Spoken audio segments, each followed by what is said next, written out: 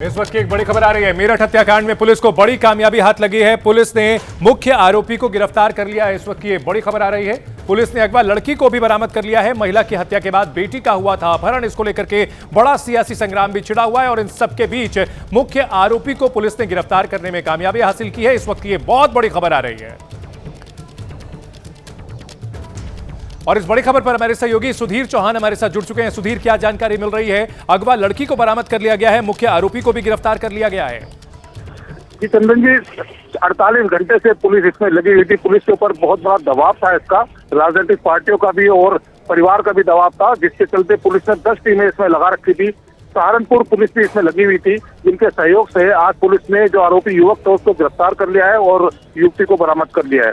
जी बिल्कुल, और इस पूरे मामले को लेकर के बड़ा राजनीतिक घमासान भी छिड़ा हुआ था। और अगर बात की जाए अदालत में पेश करने को लेकर के क्या जानकारी मिल रही है? और इसमें लड़की का बयान भी काफी अहम हो जाता है।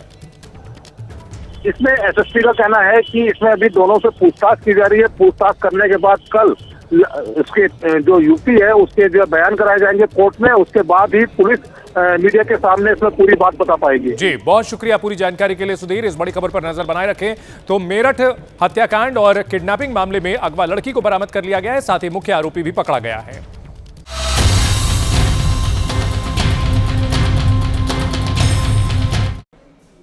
ओरिएंट बेल टाइल्स स्टूडियो से आप देख रहे हैं एबीपी न्यूज। नमस्कार, एबीपी न्यूज देख रहे हैं आप। आपके साथ मैं हूं चंदन सिंह। 27 के चुनावी रण की जाति धर्म वाली सीरीज में आज बांग्लादेश वाला एपिसोड रिलीज हो गया। इस एपिसोड के निर्माता निर्देशक बने यूपी के सीएम योगी आदित्यनाथ। सीएम योगी माघ मेले में मकर संक्रांति और मौनी अमावस्या को लेकर तैयारियों की समीक्षा करने पहुंचे थे। इसी दौरान संगम नगरी से उन्होंने 27 के सियासी संग्राम का संदेश देते हुए बांग्लादेश वाला बयान दे दिया। अब सीएम योगी के इस बयान में 27 की सत्ता का कौन सा संकेत छिपा है और अखिलेश यादव ने सीएम योगी पर फिल्म और डायलॉग वाला कौन सा कटाक्ष किया है, इस एक्सक्लूसिव रिपोर्ट में आप देखिए।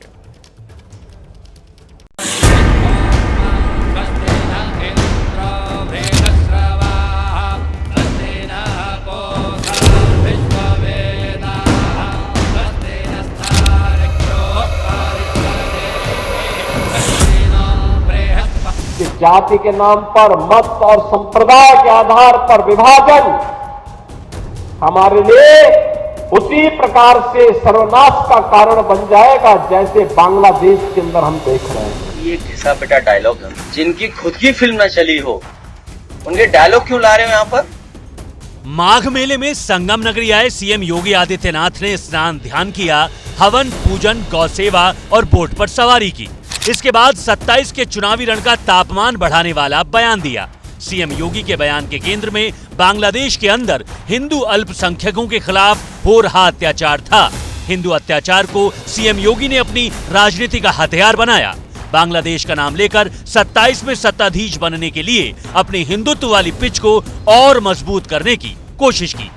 कह दिया कि अगर बंटे तो बांग्लादेश जैसा हाल होगा। बांग्लादेश पर कोई बोल नहीं रहा। धर्म के नाम पर विभाजन नहीं होना चाहिए। आक्रमणकारी सनातन धर्म को रौंदना चाहते हैं।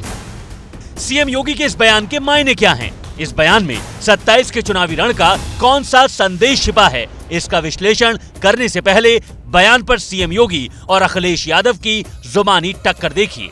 जो बांग्लादेश के अंदर हो रहा है, कोई बोल नहीं रहा है।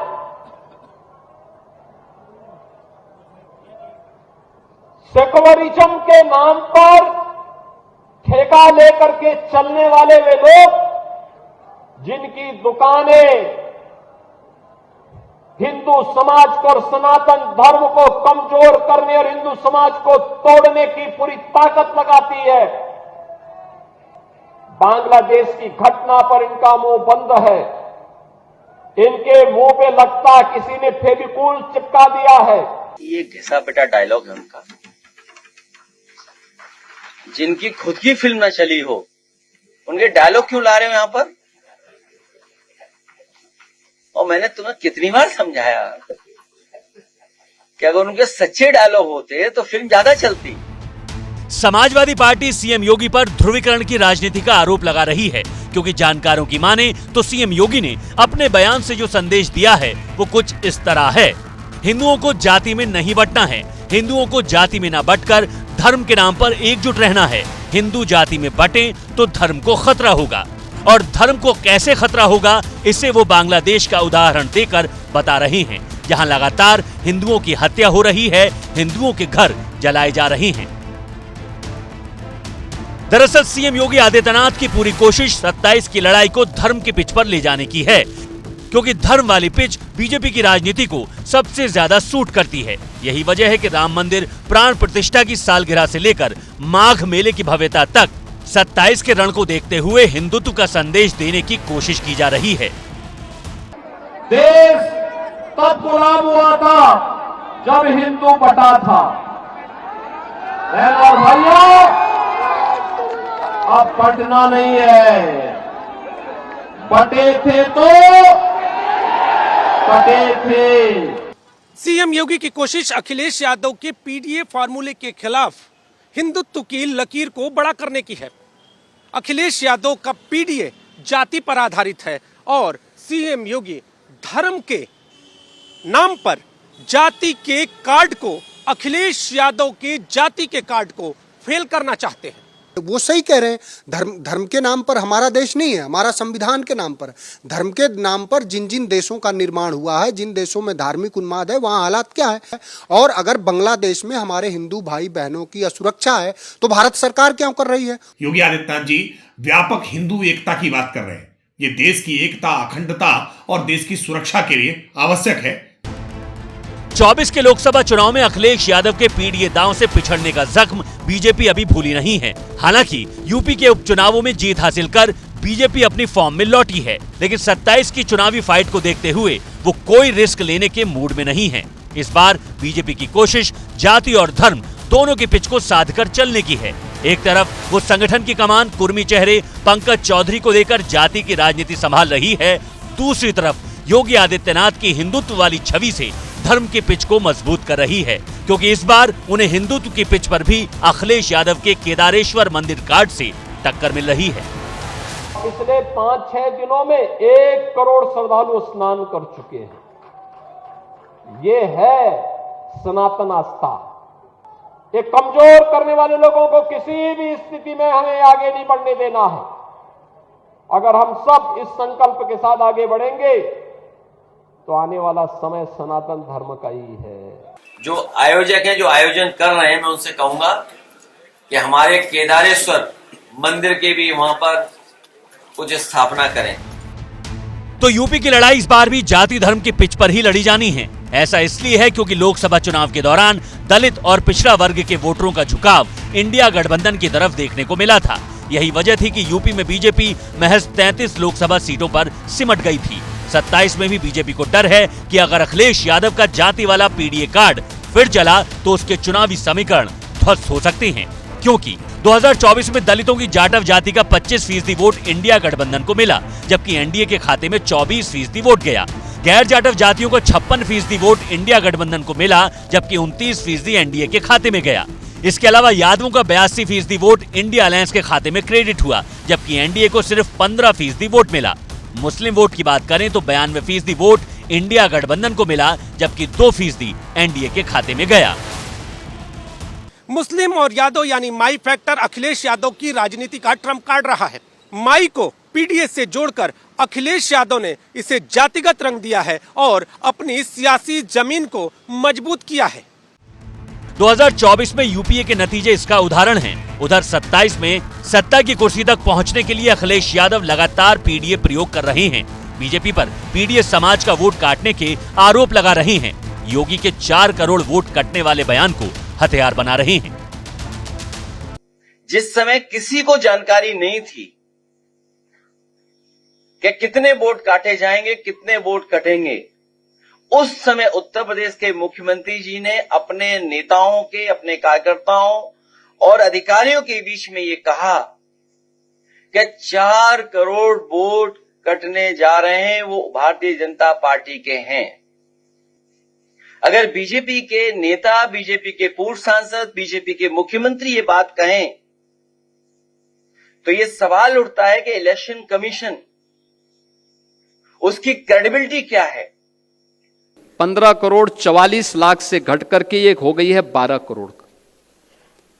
ये जो 4 करोड़ का गैप है, ये मिसिंग है, ये आपका विरोधी नहीं है। फिलहाल 27 के विधानसभा चुनाव में भी बीजेपी के सामने पीडीए वाली चुनौती है। यही वजह है कि सीएम योगी बार बार धर्म के कार्ड को धार दे रहे हैं।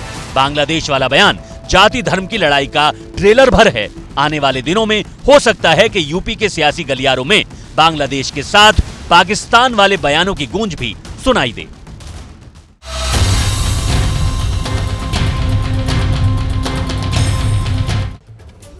तो यूपी में 2027 के विधानसभा चुनाव की पिच तैयार हो रही है। इधर महाराष्ट्र में मौसम, निकाय और नगर निगम चुनावों का है। इन चुनाव में इस बार जो नए नए समीकरण बन रहे हैं, उसमें कोई कह रहा है कि अपने तो अपने होते हैं, कोई कह रहा है कि राजनीति में दुश्मनी स्थायी नहीं होती। यह भी कहा जा रहा है कि कुर्सी के लिए नेता कुछ भी कर सकते हैं। ये सारे जुमले इसलिए गूंज रहे हैं क्योंकि निगम और निकाय चुनाव में अपनी पकड़ बनाने के लिए सियासी धुर विरोधी साथ साथ आ रहे हैं।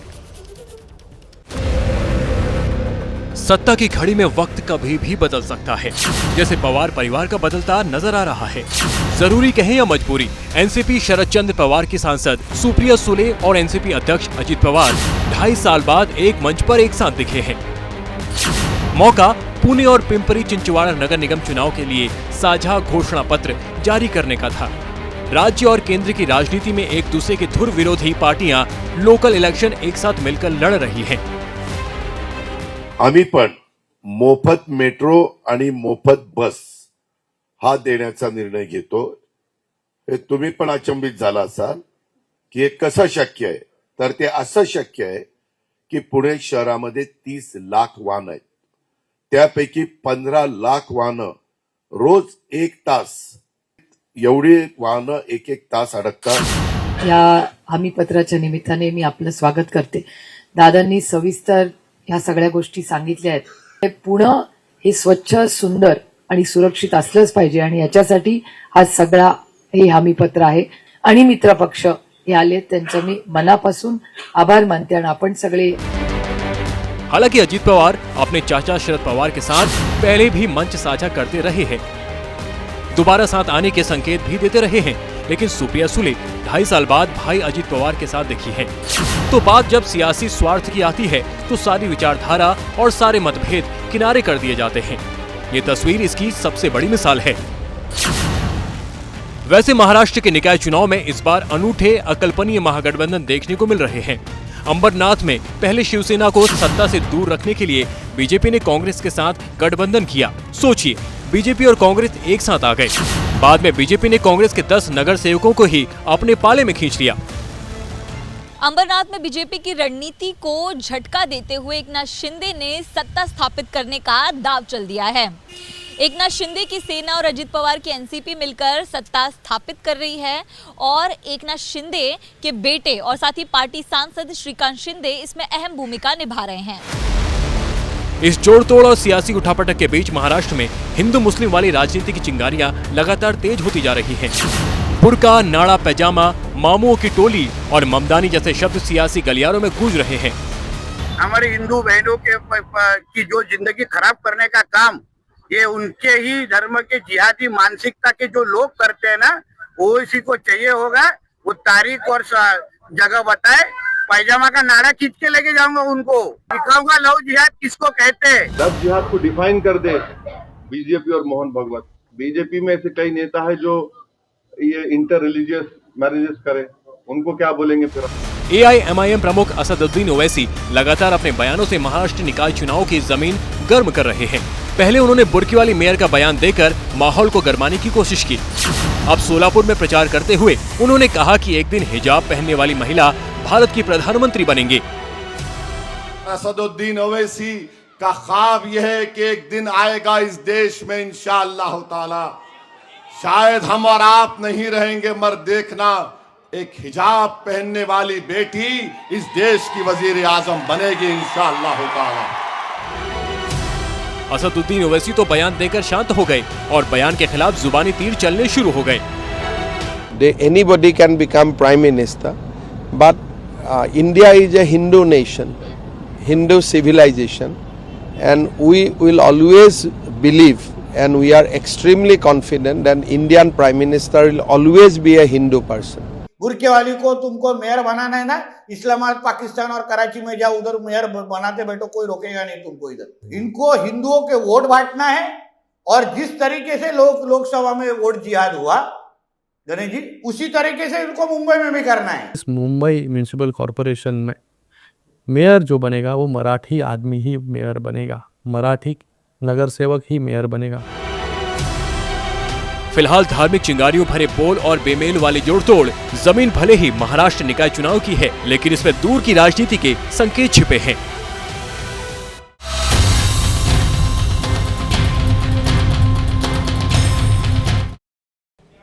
अब आपको ले चलते हैं पिंक सिटी जयपुर, जहां कल रात एक भयंकर हादसा हुआ। रफ्तार और नशे के कॉकटेल ने एक जान ले ली और कई लोगों को जख्मी कर दिया। एक तेज रफ्तार और बेकाबू ऑडी कार ने कई लोगों को टक्कर मार दी। हादसे के वक्त ऑडी की रफ्तार 120 किलोमीटर प्रति घंटे थी। कार में सवार लोग नशे में थे और रेस लगा रहे थे। शुक्रवार की रात पिंक सिटी में दौड़ती मौत की कार, रफ्तार की रेस का नशा और नशे की रफ्तार ने जयपुर शहर को दहला दिया। शुक्रवार की रात करीब 9:30 बजे जयपुर के पत्रकार कॉलोनी के खरबाज सर्कल पर यह हादसा हुआ।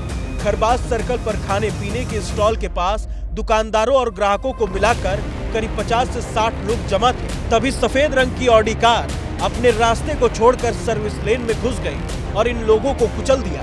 बताया गया है कि हादसे के वक्त कार की रफ्तार 120 किलोमीटर प्रति घंटे से ज्यादा थी। जांच में ये भी पता चला है कि दो कारों के बीच रेस हो रही थी। 12 घायलों का इलाज अभी भी अस्पताल में चल रहा है। तस्वीरों के जरिए सिलसिलेवार तरीके से आपको एक बार फिर से बताना चाहते हैं, ये जो सर्किल है ये खरबाज सर्किल कहलाता है और ऑडी कार और जिस कार के साथ उसकी रेस हो रही थी, दोनों गाड़ियां सामने की तरफ से आ रही थी। ऑडी कार आगे थी, दूसरी गाड़ी पीछे थी और ये जो आप सर्किल देख रहे हैं, ऑडी कार सबसे पहले आकर यहीं पर टकराई थी। टकराने के बाद उसे सीधे आना था, यानी जिस जगह पर हम खड़े हैं यहाँ आना था, लेकिन वो जो ऑडी कार थी वो इस तरफ यानी सर्विस लेन की तरफ तेजी से घुसी। हादसे के बाद अफरा तफरी मच गई। सारे फूड स्टॉल इधर उधर बिखर गए। जिस ऑडी कार ने कहर बरपाया उसमें 4 लोग सवार थे और सभी नशे में थे। कुछ लोग भीड़ के हत्थे चढ़ गए। गुस्साए लोगों ने उनकी पिटाई भी कर दी। हादसे के बाद मौके पर पुलिस पहुंची। मामला पौष इलाके का था तो डिप्टी सीएम प्रेमचंद बैरवा भी पहुंचे। वो लोग राजस्थान के रहने वाले हैं, दो चुनके बताए जाते हैं और 2 रंगाई साइड के बताए जा रहे हैं। उनकी पहचान हो गई है, एक ग्रुप में भी है और जो हादसा हुआ उसमें एक की कैजुअलिटी है, बाकी घायल है। घायलों में से जो अपना हॉस्पिटल है जवाहर सर्किल पे, उस पर 4 वहाँ भर्ती है और 2 अभी तक हमारे पास सूचना है कि 11 इंजर्ड है, 4 SMS में है, 5 ELCC में और 2 जयपुरिया में। जो अभी हमने लेटेस्ट फीडबैक लिया है, अभी कोई ऐसा क्रिटिकल नहीं है। गाड़ी के अंदर जो है उनमें से एक व्यक्ति जो है जो गाड़ी के अंदर था वो भी हमारे पास है। बाकी लोगों की हम तलाश कर रहे हैं, उनको चिन्हित कर लिया है। जिस कार ने कहर बरपाया उसका नंबर दमन और दीव का था। हादसा कितना भयानक था वो इस गाड़ी की हालत को देखकर ही अंदाजा लगाया जा सकता है। पुलिस और SFL की टीम हादसे वाली जगह और कार की जांच कर रही है, लेकिन इस हादसे को लेकर पुलिस पर भी सवाल उठ रहे हैं। हादसे के पीड़ित और चश्मदीदों की माने तो पुलिस अगर वक्त पर पहुंच जाती तो किसी की जान नहीं जाती। हम अस्पताल के अंदर की तस्वीरें नहीं दिखा सकते हैं, लेकिन खबर है कि गंभीरता को देखते हुए हमें अस्पताल के अंदर की तस्वीरें दिखानी पड़ रही हैं। मैं 5 मिनट के लिए सामने ही गया था रोड क्रॉस करके चाय पीने के लिए। इतने में 150 की स्पीड में व्हाइट कलर की ऑडी थी जिसमें 4 जने बैठे थे। वहाँ पे 3 जने पकड़ में आए थे, 2 को हमने मारा भी। गाड़ी ने आके ठोक दिया, ठोक दे फिर नहीं मालूम क्या हुआ क्या नहीं। हादसे की अगली सुबह जहां लोगों की भीड़ होती थी, फूड स्टॉल में चाय की चुस्कियां ली जाती थी, वहां अब सन्नाटा पसरा है। आम दिनों में सुबह के वक्त जो है वो फूड स्टॉल लगे रहते थे, बड़ी तादाद में लोग यहाँ पर खाने पीने के लिए आते थे, लेकिन आज यहाँ पर सन्नाटा पसरा हुआ है। अगर कुछ दिखाई दे रहा है तो सिर्फ और सिर्फ तबाही और बर्बादी के निशान दिखाई दे रहे हैं, तमाशबीनों की भीड़ दिखाई दे रही है। और इस पूरे मामले की अगर बात की जाए तो पुलिस ने एक आरोपी को हिरासत में लिया हुआ है, जबकि जो ऑडी कार का ड्राइवर था, जो गाड़ी का मालिक भी था, वो अभी फरार है। ऑडी कार में सवार जो बाकी 2 लोग थे वो भी फरार हैं। पुलिस के मुताबिक चारों लोग शराब के नशे में थे। जो 3 फरार आरोपी हैं उनकी गिरफ्तारी के लिए दबिश दी जा रही है। पुलिस का दावा है कि जल्द ही उन्हें गिरफ्तार कर लिया जाएगा। इस हादसे ने कई लोगों को जख्म दिए, एक आदमी की जान भी चली गई। पुलिस ने कार को जब्त कर लिया है। कार से आरोपियों के मोबाइल नंबर भी मिले हैं, जिसकी जांच चल रही है। फरार आरोपियों की तलाश भी जारी है, लेकिन एक सवाल जो सबसे जरूरी है, क्या उन रईसजादों पर कोई कार्रवाई होगी जिन्होंने सिर्फ अपने शौक और जुनून के लिए कई जिंदगियां तबाह कर दी। गुजरात के सोमनाथ मंदिर पहुंचे प्रधानमंत्री मोदी। सोमनाथ ट्रस्ट बैठक की अध्यक्षता करेंगे। ओंकार जाप में भी शामिल होंगे। सद्यो जातम प्रपद्यामि सद्यो जाताय वै नमो नमः। भवे भवे नाति भवे भोष्मान् भवद्भवाय नमः। ओम स्वस्ति न इंद्रो वृद्धश्रवाः स्वस्ति नः पूषा विश्ववेदाः।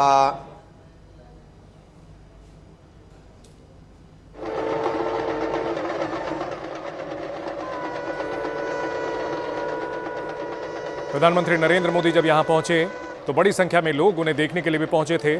सोमनाथ मंदिर जिस पर हमले के 1000 साल पूरे हो रहे हैं, सोमनाथ मंदिर जो कई बार विदेशी आक्रांताओं द्वारा नष्ट किया गया, लेकिन हर बार पुनर्निर्माण इसका किया गया और सनातन की शक्ति का, सनातन की जिजीविषा का बड़ा प्रतीक है सोमनाथ मंदिर। और प्रधानमंत्री नरेंद्र मोदी जिन्होंने कुछ दिनों पहले एक ब्लॉग के जरिए जिक्र किया था कि किस तरह से 1000 साल पहले सोमनाथ मंदिर पर गजनवी ने हमला किया था और उसके बाद से कई आक्रांताओं ने सोमनाथ को मिटाने की कोशिश की, लेकिन सोमनाथ आज भी मंदिर अटल है और भव्य पुनर्निर्माण के बाद पूरे देश की ही नहीं बल्कि पूरे दुनिया के सनातनियों की आस्था का प्रतीक है।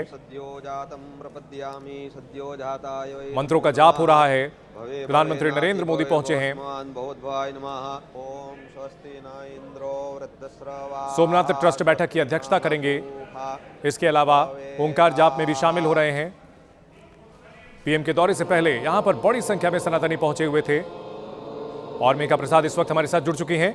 मेघा, जिस तरह से हम तस्वीरें देख पा रहे हैं, भव्य तरीके से सजाया गया है सोमनाथ मंदिर को और मंत्रोच्चार के साथ पीएम का यहां स्वागत किया गया है। मेघा से हम दोबारा संपर्क करेंगे और ये भव्य तस्वीरें सोमनाथ मंदिर की जहां पर सजावट की गई है, सजाया संवारा गया है। प्रधानमंत्री नरेंद्र मोदी यहां बैठे हैं, मंत्र का जाप हो रहा है, अद्भुत सजावट की गई है, बेहद खूबसूरत और भव्य नजारा दिख रहा है सोमनाथ मंदिर का।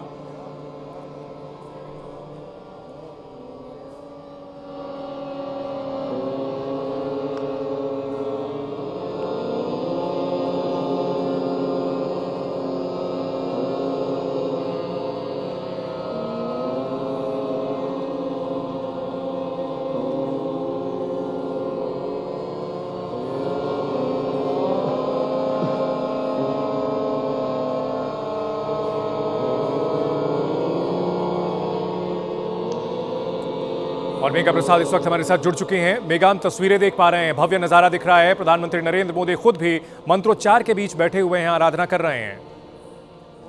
जी बिल्कुल, शुरुआत सोमनाथ स्वाभिमान पर्व की जो आप देख रहे हैं विजुअल की वही है और कल तो और भी भव्य है। कल जितनी सारी चीजें इन्होंने ऑर्गेनाइज करके रखी है, प्रधानमंत्री की शौर्य यात्रा है, प्रधानमंत्री का संबोधन है, सुबह में आकर मंदिर में पूजा है और आज भी इनफैक्ट जब मैं पहुंची थी मंदिर आज दोपहर में, तब से बताऊं चंदन, जो मंत्रोच्चार हो रहे थे और जो आपको जिस तरीके से मंत्रोच्चार हो रहे थे, पूरी हर जगह लाउडस्पीकर लगी हुई है। अगर आप मंदिर के कम से कम 2 किलोमीटर के भी रेंज में आएंगे तो आपको मंत्रोच्चार आपके कान तक पहुंचेंगे और ओम नमः शिवाय के मंत्रोच्चार के बीच में ये पर्व अभी शुरू हुआ है। और देखिए, एक तरीके से स्वाभिमान पर्व या फिर ये पर्व हर साल मनता तो है, लेकिन इस साल थोड़ा दिव्य है, थोड़ा भव्य है। और जब प्रधानमंत्री ने 1000 साल पूरे होने के, किस बात के 1000 साल पूरे हुए 6 जनवरी 2026 को, इस बात के कि मुगल आक्रांताओं ने आकर इस मंदिर को जिस तरीके से तोड़ा था और उसके बावजूद उस मंदिर की हस्ती नहीं मिटा सके और बार बार तोड़े जाने के बाद वापस हर बार और मजबूती के साथ ये मंदिर खड़ा हुआ, उस बात की मुझे लगता है ये एक तरीके से सेलिब्रेशन है। और प्रधानमंत्री, और देखिए प्रधानमंत्री शिव के भक्त है, माँ दुर्गा और शिव के भक्त है प्रधानमंत्री, और मंत्रोच्चारण के बीच में जब आप उन्हें वहां बैठा देखेंगे, सोमनाथ इनके लिए एक बहुत ही स्पेशल मैं कहूँ टेम्पल में से एक है। क्योंकि गुजरात के प्रधानमंत्री गुजरात के हैं, मुख्यमंत्री यहाँ रहे, और जब ये मुख्यमंत्री थे उस वक्त भी इन्होंने मंदिर को रेस्टोर करने का काम करवाया था। जब प्रधानमंत्री बने तो 2017 में चंदन इन्होंने IIT गांधीनगर के जियोलॉजिस्ट सबको ये कहा किया कि आप पता करिए कि सोमनाथ मंदिर, जो कहानी है सोमनाथ मंदिर की, कि हर बार इसे तोड़ा गया। और एक कहानी और बड़ी अजीब और अद्भुत है, ये कहते हुए कि सबसे पहले भगवान चंद्र ने इस मंदिर को सोने से बनवाया था, फिर कहा जाता है कि रावण ने इसे चांदी से बनवाया, और जब कृष्ण आए तो कृष्ण ने इन्हें लकड़ी से बनवाया। और वो कहानी में कितनी सच्चाई है, एक्चुअली IIT गांधीनगर के लोगों ने रेडार पेनिट्रेटिंग मशीन से जमीन के नीचे, मन के जमीन के नीचे देखने की कोशिश की और ये पता किया कि मंदिर के नीचे 3 मंजिला स्ट्रक्चर इन्हें मिली। जी, अब ये स्ट्रक्चर किस चीज का प्रतीक है? क्या पुराने समय से हर बार जब ये टूटा बिल्कुल और उसे वापस बनाया गया, इतने लंबे समय से इस बिल्कुल मेघा, कई बार तोड़ा गया आक्रांताओं द्वारा, लेकिन फिर से सनातनियों का गर्व जो है उठ खड़ा हुआ। और सनातन की ये तस्वीर आप देख रहे हैं सोमनाथ मंदिर से प्रधानमंत्री नरेंद्र मोदी की मंत्रोच्चार के बीच यहां पर दर्शन करते हुए।